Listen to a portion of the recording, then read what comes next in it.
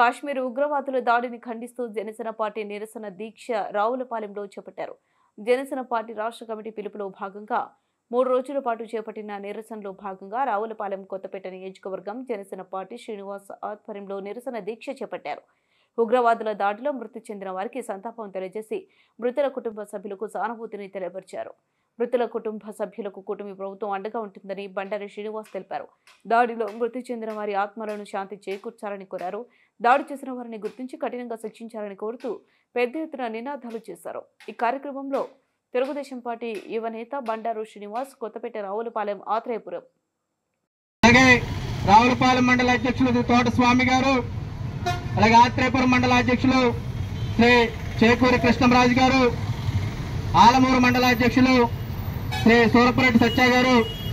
కొత్తపేట మండల అధ్యక్షులు శ్రీ అండచెట్టి సత్యప్రసాద్ గారు, అలాగే చింతలూరు నీటి సంఘం అధ్యక్షులు శ్రీ గారపాటి శ్రీనివాస్ చౌదరి గారు, తెలుగుదేశం పార్టీ జనసేన పార్టీ నాయకులు శ్రీ సయ్యప్రాజ్ శ్రీనివాసరాజు గారు, రావులపాలెం మండల జనసేన పార్టీ నాయకులు శ్రీ అంబటి రవికిషోర్ గారు,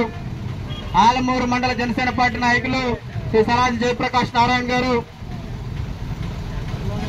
ఆలమూరు మండల AMC chairman Shri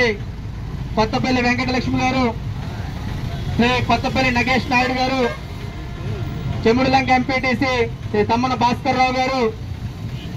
బడుగువానిలంక MPTC Shri Padala Ammiraju గారు, నాగలక్ష్మి గారు,